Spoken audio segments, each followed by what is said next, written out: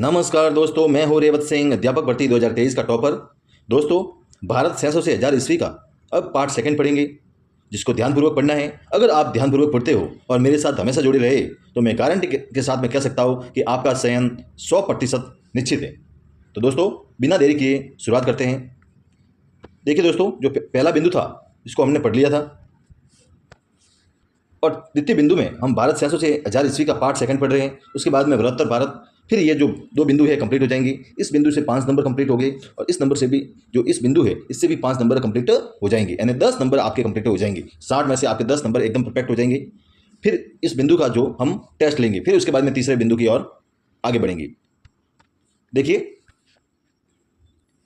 ये हमने सुबह पढ़ा था कि हर्ष के समय नालंदा विश्वविद्यालय के कुलपति शीलभद्र थे। हर्ष के समय पुलिस कर्मियों को छाट या भाट कहा गया। हर्ष में चरित्र में सिंचाई के साधन के रूप में तुला यंत्र का प्रयोग किया गया था। उससे आगे वाला अब हम पढ़ेंगे। देखिए दोस्तों, जो अधिकतर जो भारत 600 से 1000 ईस्वी के बीच में जो है, उसमें जो हमने जो पहला वाला वीडियो पढ़ा है, उस पहले वाले वीडियो से ही प्रश्न आने की संभावना बनती है।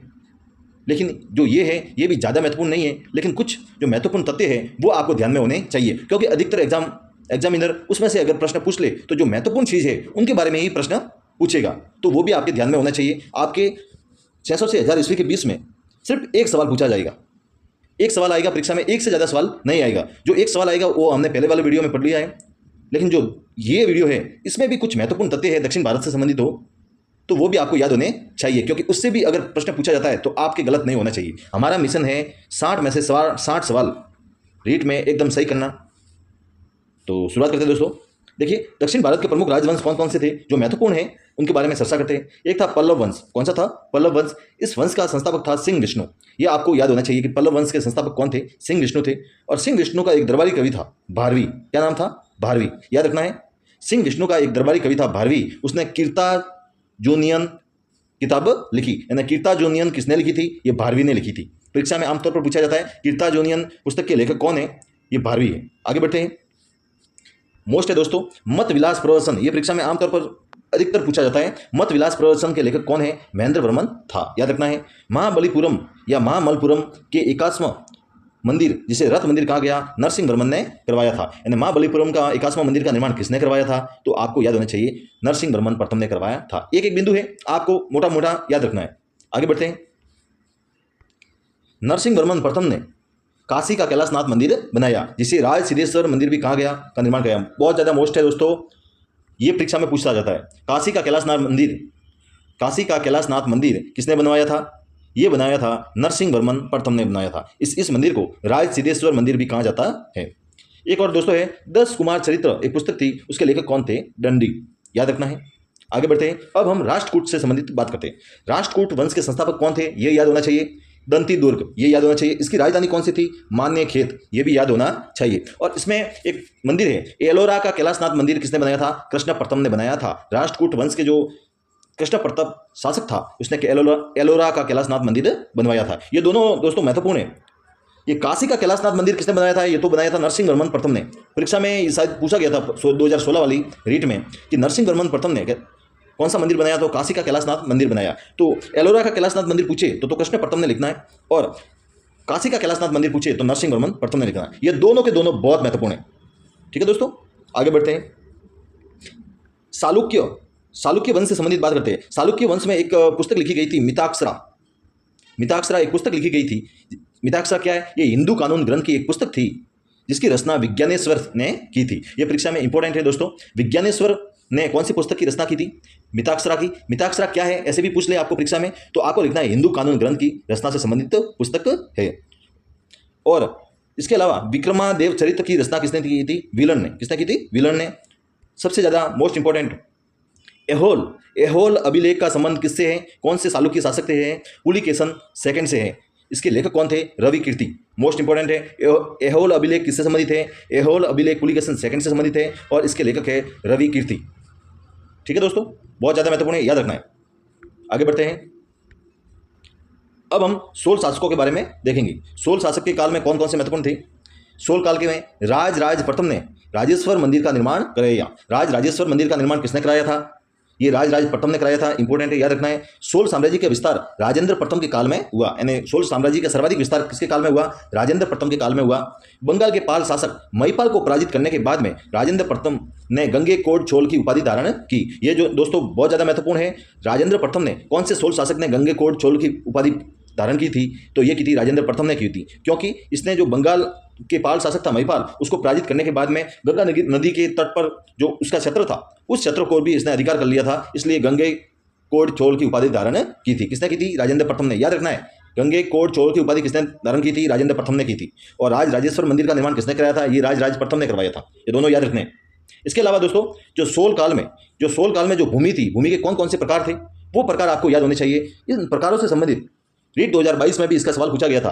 तो सोल काल में कौन कौन सी भूमि है, उनके प्रकार क्या है? एक तो है ब्रह्मदेव। क्या है? ब्रह्मदेव। ब्रह्मदेव का नाम से स्पष्ट है, ब्रह्मदेव भूमि क्या है? जो ब्राह्मणों को उपहार में दी गई भूमि, यानी नाम से स्पष्ट है, ब्रह्मदेव का मतलब है ब्राह्मणों को दी गई उपहार की भूमि। एक है वेलन बगाई। वेलन बगाई का मतलब है वेलन बगाई। वेलन बगाई क्या है? ये गैर ब्राह्मण किसान स्वामी की भूमि, यानी गैर ब्राह्मणों किसान स्वामी की भूमि को क्या कहते हैं? वेलन बगाई। ब्रह्मदेव किसे कहेंगे? ब्राह्मणों को उपहार दी गई भूमि को। साला भोग क्या है? विद्यालय के रख रखाव की भूमि के लिए साला भोग भूमि। और देवदान क्या है? मंदिरों के लिए उपहार में दी गई भूमि। और पल्ली चंदनम क्या है? जैन संस्थाओं को दान में दी गई भूमि। तो ये दोस्तों ये जितने भी ये भूमि के प्रकार है, 1, 2, 3, 4 और 5, ये पांचों के पांचों भूमि के प्रकार आपको याद होने चाहिए। ब्रह्मदेव ब्राह्मणों को उपहार दी गई भूमि, वेलन वगई गैर ब्राह्मण किसान स्वामी की भूमि, साला भोग विद्यालय के रखरखाव की भूमि, देवदान मंदिर को उपहार में दी गई भूमि, और पल्ली चंदनम जैन संस्थाओं को दान में दी गई भूमि। ये आपको याद होनी चाहिए। आगे बढ़ते दोस्तों। देखिए दोस्तों, अगर आपको 600 से 1000 ईस्वी के बीच में हम पढ़ रहे हैं, तो उसमें से जो सोल काल है ये भी महत्वपूर्ण है। इससे भी एक सवाल बनने की संभावना बन सकती है। देखिए, प्रश्न बन सकता है कि स्थानीय स्वशासन कौन से काल से संबंधित है? तो स्थानीय स्वशासन सोल प्रशासन की मुख्य विशेषताएं हैं। यानी सोल प्रशासन में सर्वप्रथम स्थानीय स्वशासन आपको पता ही है, पंचायत समिति, ग्राम पंचायत। तो ये सर्वप्रथम उस समय स्थानीय स्वशासन का प्रारंभ सोल प्रशासन की मुख्य विशेषता था। क्या था? मुख्य विशेषता। याद रखना है, जो सोल प्रशासन की मुख्य विशेषता, परीक्षा में ऐसे पूछा जाएगा, स्थानीय स्वशासन 600 से 1000 ईस्वी के बीच में कौन से काल से संबंधित है या कौन से काल की खास विशेषता रही है? तो आपको लिखना है सोल काल की खास विशेषता रही है। एक महत्वपूर्ण प्रश्न है, विष्णु के उपासक को सोल काल में क्या कहते थे? अलवार। क्या कहते थे? अलवार। याद रखना है। और शिव के उपासक को क्या कहते थे? नैनार। आप इस प्रकार से याद कर सकते हो, जैसे शिव है तो शिव के कितने नयन है? 3 नयन है। इस हिसाब से आप नैनार शिव के उपासक को कहते हैं, विष्णु के उपासक को कहते हैं अलवार। और यही प्रश्न रीट 2018 में पूछा गया था। तो दोस्तों बहुत इंपॉर्टेंट है। मैं जो पढ़ा रहा हूं, जो तथ्य है, ये बहुत इंपॉर्टेंट है। अगर इन तथ्यों के अलावा आपको कोई पढ़ने की आवश्यकता नहीं है। मैं ये कह रहा हूं कि अगर आप इन तथ्यों को बहुत बारीकी से और ध्यानपूर्वक पढ़ते हो, तो इसके अलावा आपको कोई देखने की आवश्यकता ही नहीं है। किताबों का ढेर लगाने से कोई मतलब नहीं है। देखिए, 100 किताब पढ़ने से बेटर है एक ही किताब को 10 बार पढ़ो, ठीक है? और 100 वीडियो देखने से बेटर है एक ही वीडियो को 10 बार देखो। मेरा तो यही मकसद है। मैंने खुद अपनाया था और अपना के वर्तमान में सरकारी शिक्षक के पद पर कार्यरत हो। मैं चाहता हूं कि मैं लगा उसी प्रकार से मेरे भाई लोग भी लगे, मेरी बहनें लगे। तो दोस्तों, मैं निस्वार्थ भाव से आपका पूरा कोर्स करवाने के लिए मैंने लक्ष्य बना दिया है। अब मैं चाहता हूं कि आपका कितना प्रेम मिलता है, ठीक है दोस्तों? तो विष्णु के उपासक को क्या कहते हैं? अलवार। और शिव के उपासक को क्या कहते हैं? नैनार। ये दोनों याद रखने हैं। आगे बढ़ते हैं। देखिए दोस्तों, पाल वंश का संस्थापक कौन था? परीक्षा में पूछा जाता है, पाल वंश का संस्थापक कौन था? यह था गोपाल। कौन था? गोपाल। और पाल वंश के एक शासक था, पाल वंश का शासक था धर्मपाल। क्या नाम था? धर्मपाल। उसने विक्रमशिला विश्वविद्यालय की स्थापना की। विक्रमशिला विश्वविद्यालय की स्थापना किसने की थी? ये पाल वंश के शासक धर्मपाल ने की थी। दोस्तों सबसे इंपॉर्टेंट है, मोस्ट है कि त्रिपक्षीय संघर्ष हुआ था। दोस्तों त्रिपक्षीय संघर्ष हुआ था। ये क्या है? ये दक्षिण भारत के जो राजवंश और उत्तर भारत के राजवंश और जो बंगाल क्षेत्र के राजवंश से, तीनों राजवंशों में वर्चस्व को लेकर विवाद चलता था, युद्ध होता था। तो दोनों के बीच में क्या हुआ? संघर्ष हुआ। तो संघर्ष किन किन वंश के बीच में हुआ, इससे संबंधित सवाल जरूर पूछा जाता है। देखिए, त्रिपक्षीय संघर्ष में पाल वंश, गुज्जर प्रत्यार और राष्ट्रकूट के बीच में हुआ। ये तीनों के तीनों आपको याद होने चाहिए। याद करो, पाल, गुज्जर प्रत्यार और राष्ट्रकूट, ये तीनों यानी त्रिपक्षीय संघर्ष किन वंश के बीच में हुआ था? तो पाल वंश, गुज्जर प्रत्यार और राष्ट्रकूट के बीच में हुआ था। और विजय कौन हुआ था इन तीनों में? गुज्जर प्रत्यार। कौन हुआ था? गुज्जर प्रत्यार। यानी गुज्जर प्रत्यार क्या हुआ था? गुज्जर प्रत्यार। ये आपको नोट कर देना कॉपी में। गुज्जर प्रत्यार क्या हुआ था? विजय हुआ था। तो दोस्तों त्रिपक्षीय संघर्ष किसके बीच में हुआ? पाल वंश, गुज्जर प्रत्यार और राष्ट्रकूट शासकों के बीच में। आगे बढ़ते हैं।